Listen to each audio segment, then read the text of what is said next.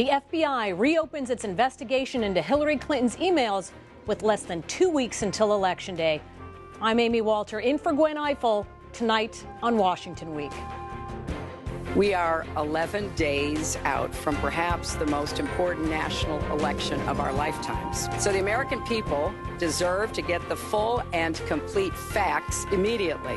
I have great respect for the fact that the FBI and the Department of Justice are now willing to have the courage to right the horrible mistake that they made. Down in the polls, but not out. Donald Trump continues to attack Hillary Clinton about her private email server. The breaking news shifts the spotlight away from Hillary Clinton's frontrunner status to the reopened criminal probe that won't wrap up until after the election. We'll get analysis on the presidential race and find out why Washington gridlock may be inevitable, regardless of who wins the White House. Joining us tonight, Michael Shearer, Washington bureau chief for Time magazine, Ashley Parker, political correspondent for the New York Times, Ann Guerin, political correspondent for the Washington Post, and Reed Wilson, congressional correspondent for The Hill. Award-winning reporting and analysis, covering history as it happens, live from our nation's capital. This is Washington Week with Gwen Ifill. Once again, live from Washington, sitting in for Gwen Ifill this week, Amy Walter of the Cook Political Report. Good evening. The FBI dropped an October surprise on Hillary Clinton today, announcing it's reopening the investigation into her private email server. In a letter to Congress, FBI Director James Comey said the FBI has learned of the existence of emails that appear to be pertinent to the investigation. The FBI cannot yet assess whether or not this material may be significant, and I cannot predict how long it will take us to complete this additional work. Late Friday, Clinton herself came out with a statement and took reporters' questions on the FBI's announcement. So we don't know the facts, which is why we are calling on the FBI to release all the information that it has. Even Director Comey noted that this new information may not be significant, so let's get it out. So, Michael, a few months ago, the FBI said they wrapped up their investigation. What changed? Well, actually, what's happening now comes out of what happened a few months ago. Not only did they end the investigation, say they found no criminal wrongdoing from Clinton, but FBI Director Comey was incredibly transparent and public at the end of that. He went to Capitol Hill. He testified before Congress about it. He gave an extensive statement of saying what was inappropriate about what Clinton had done with her email. And because of that, it appears, he now feels he has to follow up with another letter. The letter he wrote that was released today says that because I've testified in the past that this investigation was essentially over, I now want to tell you that I may look at these other emails. Now, it's not what Trump said in the clip at the top of the thing. He's not saying I'm going to right the horrible mistake I made before. What he's saying is that there's other emails that have come to our attention, reporting from a bunch of different news outlets says this is because of the Anthony Weiner investigation, that have to do with material that may be pertinent to this investigation. Normally, we wouldn't know about any of this. Normally, in a normal criminal investigation, this is not public. Congress doesn't get to ask the FBI director, where are you, in this criminal investigation? But this is not a normal case. And so Comey has sort of caught himself in a difficult position here. You have tonight both the Clinton campaign calling for him to be more transparent, but also the Trump campaign calling for him to release more information. And I think pretty much everybody in Washington thinking it's pretty intense to have 11 days before an election, a letter like this come out that just says something might be wrong, but we don't even know if it is wrong. Well, and Ann, tell us a little bit about the Clinton campaign. You covered the Clinton campaign. She was on the plane when this news broke. The Wi-Fi service on the plane is spotty, so she didn't even know about this. Neither did the reporters there when they landed. Talk to us about not only her reaction, we saw her speaking there, but what you think the campaign is doing right now about this. Well, the campaign is doing a sort of a slow motion version of what they have done in response to this email issue for a year and a half now, which is hunker down, investigate internally, think it through, issue an anodyne statement, in this case from John Podesta, and then work up to having Hillary Clinton say something herself. She looked about as close to being in a hostage video as I've seen her at that podium tonight. She took 3.5 minutes of questions. It wasn't an extensive iteration of this, and she came very close to pointing fingers at Comey in a partisan way. She walked right up to the line of saying, this in her view is an inappropriate thing for him to be doing. She walked right up to that. And the Trump campaign, we saw him in North Carolina in that clip embracing the news. What do you think they are going to do with this? Because in the past, the Trump campaign has gotten a lot of gifts handed to them, and they haven't always exploited those particularly well. That's exactly right. And his aides are actually, they are very happy with the initial statement he came out with, where in the rally he sort of took this and attacked Clinton and used it to go to some of his key themes that, don't allow her to bring her corruption to Washington. We need to drain the swamp. But even his own team is kind of waiting with bated breath because they recognize this is a wonderful issue for them. It plays into all of voters' doubts about her, about trust, about transparency, about a different set of rules applying. But they also know that Donald Trump is not always the most focused or disciplined candidate, but he has shown himself capable of being disciplined for narrow stretches of time, about 2 to 3 weeks max. And so what they are desperately hoping is that for these final 11 days, he can sort of alight on these emails, alight on this gift that has been handed to him, and hammer that, and not mention the women who have come forward to accuse him of groping and how he's going to sue them, right? I mean, they want all emails and less women. Right, more emails. Reed, this letter that James Comey sent went to folks up on the Hill in charge of investigative committees. What are we hearing from Capitol Hill? And the bottom line, as Michael pointed out, we don't really know anything yet. And how long is it going to be before we find out what's in there? You'll be shocked to know that members of Congress are using this for partisan gain. On the Republican side, what we've heard is a cacophony of voices saying that the investigation has been reopened. And as Michael correctly pointed out, the investigation has not been reopened because it was never technically closed. But on the other hand, we don't know what these emails actually are. So, a lot of news media outlets raced to say that it had been reopened. They walked them back as more details came out, as they more closely read the letter. Members of Congress, especially on the Republican side, did not. The letter was I first saw it come out from Jason Chaffetz's office. He's going to be the chairman of the House Oversight and Government Reform Committee, and he has said that he will investigate Clinton. On the other side, Democrats have reacted with fury. Dianne Feinstein called it appalling. She's the top Democrat on the Senate Intelligence Committee. She said she was shocked that this had come out 11 days before an election. And Democratic candidates echoed, even before Clinton spoke, said a lot of what Clinton just said, that they want a lot of information to come out now so that we know a lot more about what's in these emails. So fury versus spin. I suppose the fury is spin in and of itself, but that's what we've seen from Capitol Hill. Right. So bottom line, there's still a lot left to understand and a lot left to dig into.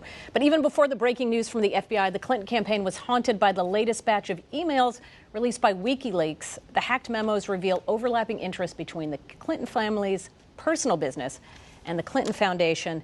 And one of the emails in particular got the most attention. This was a memo that Bill Clinton's close aide Doug Band wrote about Bill Clinton and his involvement with the Clinton Foundation and with speeches. Can you talk to us a little bit about that and why it's so potentially damaging? Well, it's damaging for several different reasons at once. So here is Bill Clinton's close, longtime aide, someone who'd worked with him in the White House, worked for him for years afterward, and had sort of separated himself a bit at the time that this email was written, and is running a business, that was very closely tied to Clinton. And there's the Clinton Foundation, there's the Clinton Global Initiative charitable operation, and then there's this consultancy that Doug Band and another guy had started. And they all have a lot of interconnecting lines. I mean, I couldn't even draw it for you, right? They share donors, they share clients, they share all the same people. And he's writing a memo explaining some of that in a very sort of defensive crouch because he's under attack by Chelsea Clinton, who thinks that her dad is being played here and his name is being misused on behalf of Doug Band's business operations. And he's saying, oh, wait, well, no, first of all, that isn't true. I'm a good guy. And second of all, if you think this is so bad, well, then go talk to Bill Clinton because he's doing the same thing. This is exactly what people thought in some way was happening with all of these overlapping business and charitable entities. And even though he's trying to explain it away, it actually ends up being confirmatory for what a lot of people thought, that there's just a lot of overlap and the potential for conflict of interest as a result. The remarkable thing, I think, is that it undercuts the Clinton line that the Clinton Foundation and the Clinton Global Initiative were really altruistic do-gooder efforts. They have helped a lot of people. There are some programs that have been very beneficial in parts of the world. But it's clear from this memo that the same operation that was raising money for Haiti or AIDS drugs was making Bill Clinton rich. And the same operation, Doug Band, who's raising money for the foundation on one hand, says, I'm at the same time, without being paid by anyone, the person responsible for getting Bill these $1 million speaking engagements, for getting him these contracts, and at the same time, I have my own private lists of clients who Chelsea Clinton, we know, has accused Doug of trading on Bill Clinton's name. So there just weren't these lines of divisions that you would want. And I think the damage there is undercutting the defense that the Clinton campaign has used for months now. Right. Well, there's more news, more bad news. This is Hillary Clinton's really not good week, because on top of all of this, the White House announced that the health insurance premiums under the Affordable Care Act are going up an average of 25%. So, Reed, could you help us explain why these are going up and why the rates are different in different places? Well, first of all, WikiLeaks plus FBI plus Affordable Care Act premiums going up. This is a very bad week for the Clinton campaign. It is not good to have a very bad week 2 weeks before an actual election day. But what we're seeing is the median benchmark plans, premiums for the median benchmark plans in all states will rise an average of 16%. In states that are just on the federal exchange, they'll rise 25%. And this is largely because healthcare costs are still rising. They're rising at a slower rate than they were before the ACA came out, but they're still rising. And insurers in a lot of these states underpriced their plans so that they could gain a lot of market share at the beginning. And plus, let's not forget that the state exchanges are essentially where the sickest of the sick go. They are the most costly, so the costs are going to rise higher. These actual premium increases, the top line number looks really bad. It's not that bad for a lot of these consumers, because the subsidies that they get will rise as well, and so the vast majority of people will still be able to get a plan for a relatively inexpensive cost. The people who this affects as well is also a very small population, because it's only people who are getting their plans through the state or federal exchanges. But the bottom line is, here we are again 2 weeks before an election. And despite the fact that President Obama's approval rating is north of 50% and has been for the first time since his first year in office, here is his signature domestic achievement, and it's going to cost us a lot of money. It's going to cost some people a lot of money at a time when Hillary Clinton has to defend his domestic policies. Well, and Donald Trump, again, on Earth 2, in a normal campaign, this would be a very big issue going into the last 2 weeks. A Republican would make this case very strongly about these premium increases. How is Donald Trump done? Well, back to your point about him being handed a lot of gifts. This is another tremendous gift. This was Mitt Romney's biggest applause line in 2012. This was what every single Republican House and Senate candidate ran on in 2014. This is the sort of thing that you are dying and craving and desperate to have happen. And let me tell you what Donald Trump did. The news comes out, and he's at one of his properties in Florida, and he first says, my people here are having tremendous problems with Obamacare. It's really bad for them. And then moments later, he contradicts himself, and he says they have no problems with Obamacare because we take good care of them on our health care plan. And then he sort of disappeared and left his general manager to try to explain the situation away. And so what should have been a clean political hit for him became a muddled, messy thing that did not really hurt Hillary as much as it could have, and again left people wondering, does Donald Trump really understand the policy? Well, we went from what was a really bad week this week, but the polling that came out certainly earlier this week looked very good for Hillary Clinton. She seemed to be cementing her lead over Donald Trump in most national polls, and there are many national polls. The latest AP poll shows Hillary Clinton with a commanding 13-point lead. In a two-way race, she's up by 5 points in both the Washington Post and ABC, the Washington Post ABC News poll and the Fox News poll. The Real Clear Politics average of national polls has Clinton with about a 5.2% lead over Donald Trump. Michael, we began this week with, as we said, with some polls, she's way up.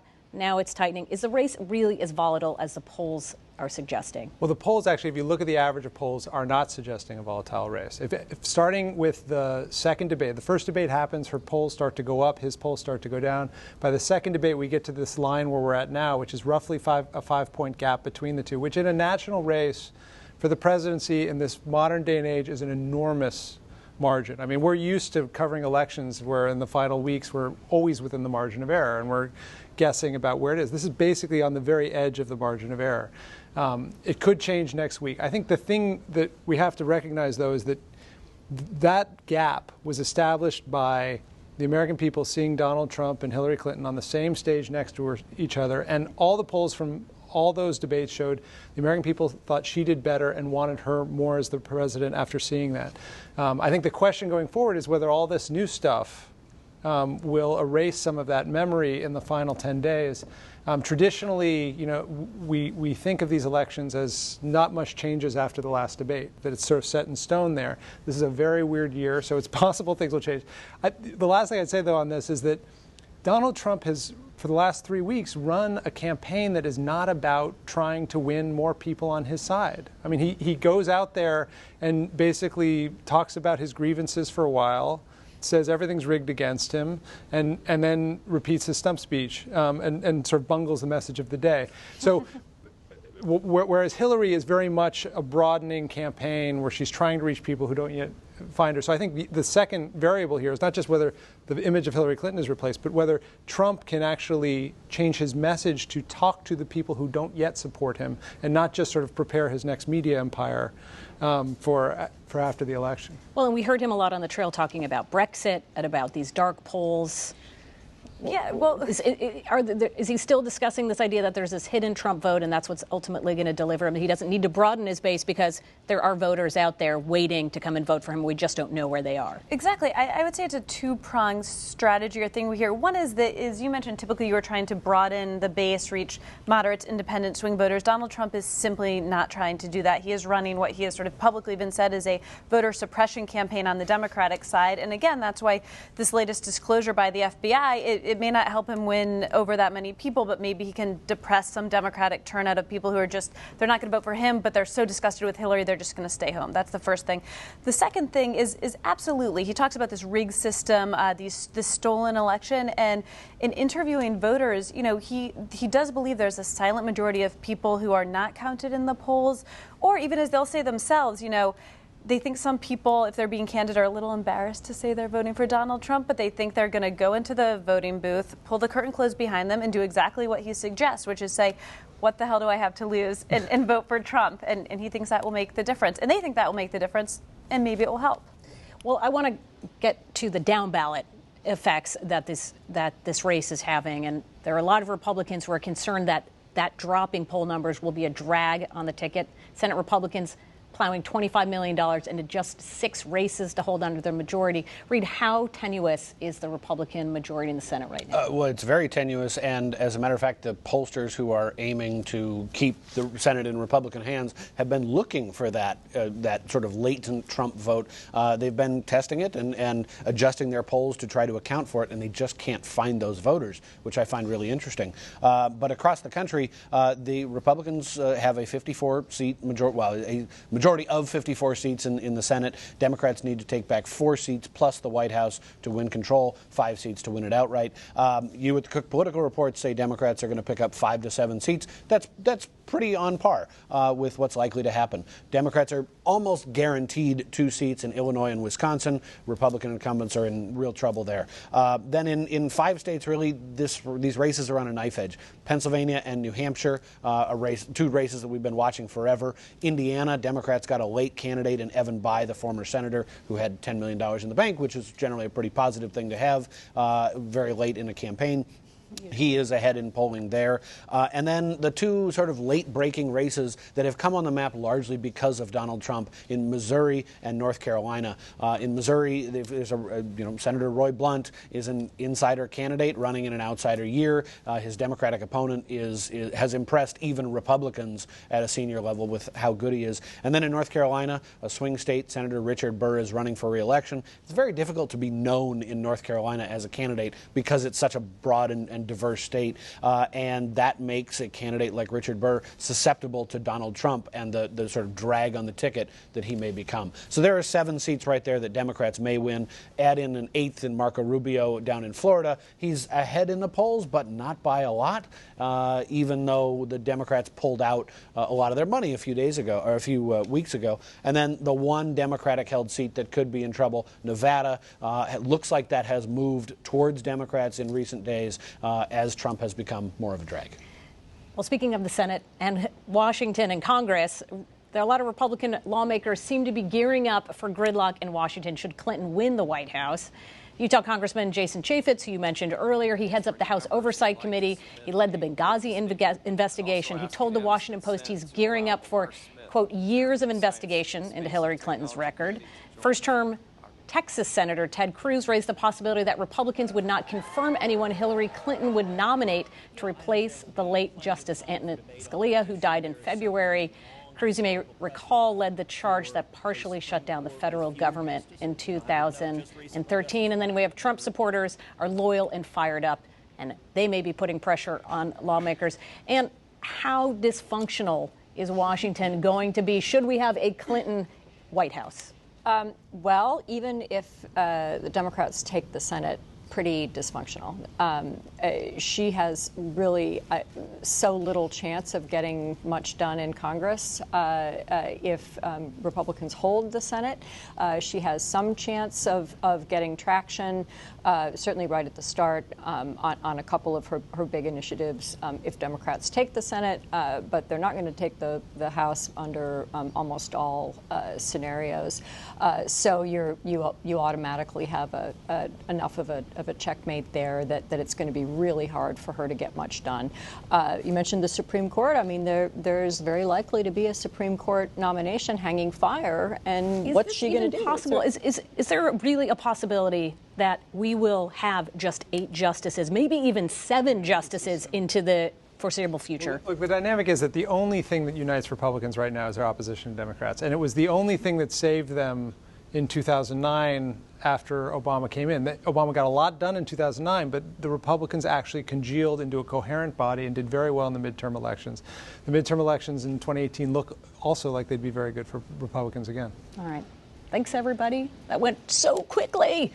We have to go now, but as always, the conversation continues online on the Washington Week Extra, where, among other things, we'll answer the question, is 2016 a change election or just more of the status quo? You can find it all week long at pbs.org/Washington Week. And while you're there, test your knowledge with the Washington Weekly News Quiz. I'm Amy Walter. Have a good night.